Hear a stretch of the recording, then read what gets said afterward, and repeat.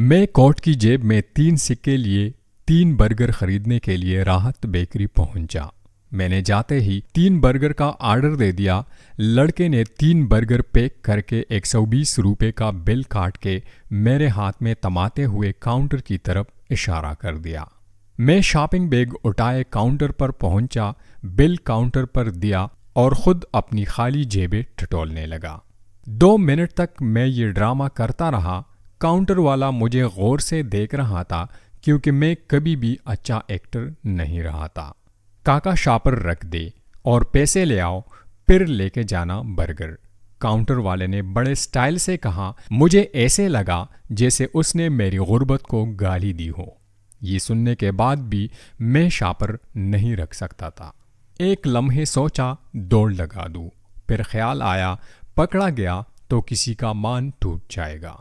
करूं तो क्या करूं? मैं अपनी सोचों में गुम था। मैं पलटा तो एक दोशीज़ा मुझसे टकराई। मेरे बाएं हाथ की कलाई उस हसीना के कंधे पर लगी। गलती पता नहीं किसकी थी। उसका बड़ापन ये था कि उसने मुझ पर चढ़ाई करने की बजाय सॉरी कहा, बेल दिया और वहां से चली गई। मैंने नज़रों से उसका ताक़ुब किया तो पता चला कि गाड़ी में एक खूबसूरत नौजवान उसका मुंतज़िर था। उस दोशीज़ा के बेकरी से बाहर जाते ही उस नौजवान ने गाड़ी में बैठे बैठे ही दरवाज़ा खोला। वो जल्दी से गाड़ी में बैठकर वहाँ से चली गई। जब मेरी कलाई उस दोशीज़ा के कंधे से लगी थी तभी मुझे एहसास हुआ कि मेरे हाथ में तो कैसियो की ब्रांड न्यू घड़ी बंधी पड़ी है। मैंने वो घड़ी उतारी और काउंटर पर बैठे हुए शख्स को बिल के साथ दे दी। जितने फ़ख्र से मैंने उसको घड़ी पेश की थी उससे कहीं ज़्यादा हकारत से काउंटर पर बैठा हुआ शख्स बोला, काका ये बेकरी है, घड़ियों की दुकान नहीं। आप ये घड़ी रख ले, मैं 120 रुपये आपको दे जाऊंगा और अपनी घड़ी लेकर जाऊंगा। अपनी घड़ी पकड़, शॉपर रख और निकल। उस आदमी ने बाकायदा मेरी बेइज्जती कर दी थी। मेरा दिल चाहा एक ज़ोर से लगा दूं उसके कान के नीचे। गरीब हुआ तो क्या है, हूँ तो गवाल मंडी से। लेकिन ये भी इस मसले का हल नहीं था। मैंने मुफाहमत का रास्ता इख्तियार किया और बड़ी मासूमियत से कहने लगा, चाचा जी बर्गर मुझे किसी भी कीमत पर लेने हैं। ठीक है तो फिर तुम ये घड़ी मुझे 120 में बेच दो। रात को मालिकों को हिसाब देते हुए 120 रुपये की जगह घड़ी तो नहीं दे सकता ना। घड़ी में खुद रख लेता हूँ और 120 रुपये अपने जेब से हिसाब में डाल देता हूँ। मगर ये तो बिल्कुल नहीं है, आज पहली बार पहनी है। इसकी कीमत तो 120 से बहुत ज़्यादा है। मेरी बातों से उस शख्स के कान पर जूं तक न रेंगी। उसने घड़ी मेरी तरफ कर दी। मैंने घड़ी पकड़ने की बजाय वो शॉपर पकड़ना बेहतर समझा जिसमें 3 बर्गर थे। जब मैं पलटा तो वही दोशीज़ा जिससे मेरी टक्कर हुई थी मुझे गौर से देख रही थी, जैसे पहचानने की कोशिश कर रही हो। सॉरी मैंने नहीं देखा था, मैं ये बोलकर चल पड़ा। आपका नाम पूछ सकती हूँ? उस दोशीज़ा ने मेरे बाहर निकलने से पहले ही पूछ लिया। महरोज़ माजिद। आपसे मिलकर खुशी हुई। मुझे भी, मैंने उसे जवाब दिया और बेकरी से बाहर निकल आया। 120 का बिल दिल के ऊपर लगी हुई जेब में रख लिया। बहुत टेस्टी है, मज़ा आ गया, सुंदस ने बर्गर की पहली बाइट लेते ही कह दिया था। बिस्मा ने अपने बर्गर के ऊपर से सफ़ेद कागज़ का लिबास उतारते हुए मेरी तरफ देखा। मैं उसको मोहब्बत से देख रहा था। तुम अपने लिए कुछ नहीं लाए? बिस्मा ने संजीदगी के साथ पूछा। मैंने नबी में गर्दन हिलाई। बिस्मा उठकर मेरे पास आ गई और आधा बर्गर मुझे देकर कहने लगी, आधा आधा खा लेते हैं, तुम खाओ, मुझे भूख नहीं है। मिलजुल के खाने से मोहब्बत बढ़ती है, बिस्मा ने शर्माते हुए कहा। सुंदस ने फौरन हमारी तरफ नज़रें उठाकर देखा। अब मुझे भी सुंदस के देखने से कोई फ़र्क नहीं पड़ रहा था। मैंने ज़िंदगी में बड़े बर्गर खाए मगर उस आधे बर्गर का जायका ही कुछ और था। शायद उस पर बिस्मा के हाथ लगे थे। बर्गर ख़त्म करने के बाद बिस्मा बोल पड़ी, निदा तुम सुंदस के पास बैठो, मैं और महरोज़ तुम दोनों के लिए कैंटीन से चाय लेकर आते हैं। بسما اپنی جگہ سے اٹھی اور باغیچے سے ایک گلاب کا پھول توڑ لائی اور بڑے اعتماد سے مجھے پیش کر دیا۔ میں نے سندس اور ندا کی طرف دیکھا اور بسما کے ہاتھ سے وہ پھول لے لیا۔ بسما نے اپنی محبت کا اعلان کر دیا تھا۔ میں بسما کی عزت کی وجہ سے بزدل بنا ہوا تھا۔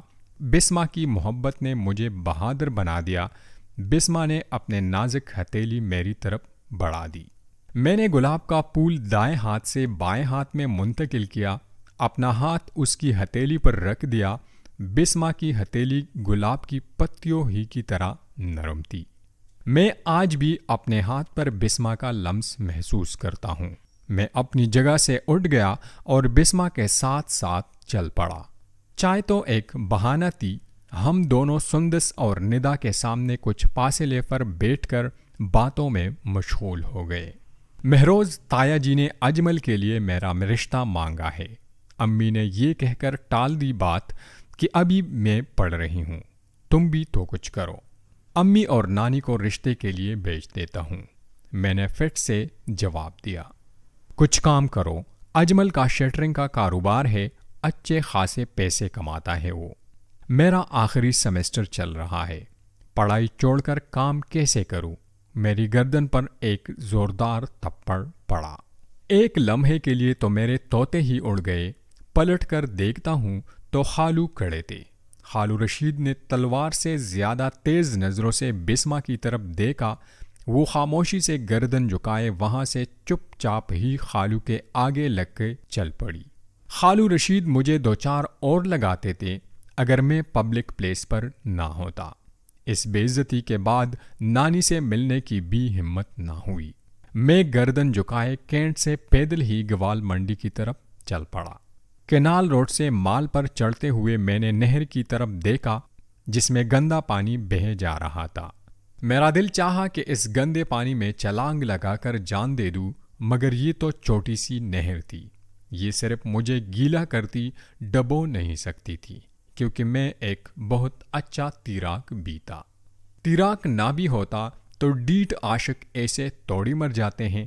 جب تک وہ اپنے حصے کی رسوائی نہ پی لے تب تک نہر کا گندا پانی بھی ان کے حلق میں نہیں جا سکتا۔ ایک ماہر تیراک ہونے کے باوجود بھی میں طبقاتی نہر کو پار نہیں کر سکا جہاں محبت سے زیادہ انسانوں کے لیے دولت اہم ہوتی ہے۔ وہ 3 سکے میں نے اسی گندی پانی میں پھینک دیے تھے۔ دکھی دل کے ساتھ ہاسپٹل سے گھر پہنچا تو ابو جی کی کڑکتی آواز نے میرا استقبال کیا تھا۔ وہ گھڑی کہاں ہے؟ کون سی گھڑی جو آرپا نے تمہیں تحفے میں دی تھی؟ میں نے اپنے ابو کو کبھی بھی اتنے غصے میں نہیں دیکھا تھا۔ مجھے کچھ سمجھ نہیں آ رہا تھا کہ ابو کو کیسے پتا چلا کہ میں نے وہ گھڑی 120 روپے میں بیچ دی ہے۔ میں ذہن پر زور دے کر سوچ رہا تھا بیکری میں ابو کا کون سا واقف تھا جس نے میرے آنے سے پہلے ہی یہ خبر ابو کو سنا دی ہے۔ بیٹا بتا دو، امی نے شفقت سے پوچھا۔ وہ نانی کی دوائی، میں کوئی بہانہ تلاش کر رہا تھا۔ کیا ہوا ماں جی کو؟ وہ ٹھیک تو ہے نا؟ امی تو فوراً نرم پڑ گئی۔ ابو بھی کچھ حد تک ٹھنڈے ہوئے تھے۔ نانی بالکل ٹھیک ہیں، آپ فکر نہ کریں۔ میں نے امی کا ہاتھ تامتے ہوئے انہیں تسلی دی۔ الو کے پٹے، اس گھڑی کی وجہ سے تنویر نے آرپا سے شادی کرنے سے انکار کر دیا۔ ابو جی، میں سمجھا نہیں۔ سن رہی ہو مہروز کی ماں، یہ سمجھا نہیں، کیسے بولا بنا بیٹا ہے۔ امی نے میری طرف شکایتی نظروں سے دیکھا، پھر کہنے لگی، میں نے اور اماں جی نے جس دن تم سے پوچھا تھا تم اسی دن بتا دیتے کہ تم اور آرفا ایک دوسرے کو پسند کرتے ہو۔ کوئی لڑکی کتنی ہی اچھی کیوں نہ ہو، آرپا سے اچھی تو نہیں ہو سکتی نا۔ امی جی، آپ غلط سمجھ رہے ہیں، میرے اور آرفا کے درمیان ایسا ویسا کچھ بھی نہیں ہے۔ تو پھر سالوں سے اس سے تحفے کیوں لے رہے ہو؟ اس نے تو بتایا ہے کہ جو کپڑے آج تم پہن کر گئے ہو وہ ساری اسی نے تمہیں گفٹ کیے ہیں۔ یہ پینٹ، یہ شرٹ، یہ بیلٹ، کوٹ، صرف بوٹ تم نے میرے پیسوں سے خریدے ہیں۔ میں نے خود کے سراپے پر واجبی سی نظر دوڑائی۔ بات تو ابو جی کی ٹھیک ہی تھی۔ مہروز کی ماں، اسے کانا دے دو۔ ابو جی یہ بول کر اپنے کمرے میں چلے گئے۔ بھوک کس کافر کو تھی؟ مجھے کچھ سمجھ نہیں آ رہا تھا کہ آخر ماجرا کیا ہے۔ میں نے امی سے درخواست کی، امی جی ساری بات بتائے پلیز۔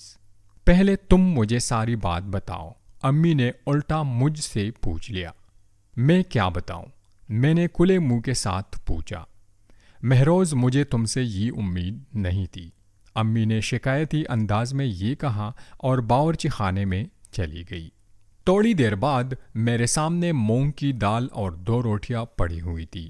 کھانا کھا کے برتن باورچی خانے میں رکھ دینا، امی نے اپنے کمرے میں جاتے ہوئے کہا۔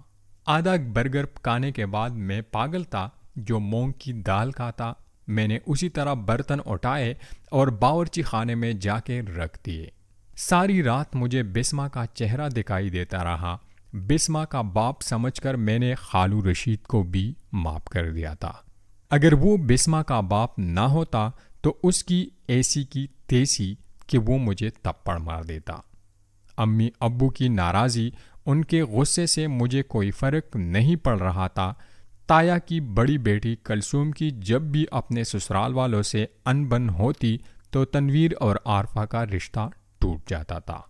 کلثوم کی صلح کے ساتھ آٹومیٹک ہی عارفہ اور تنویر کا رشتہ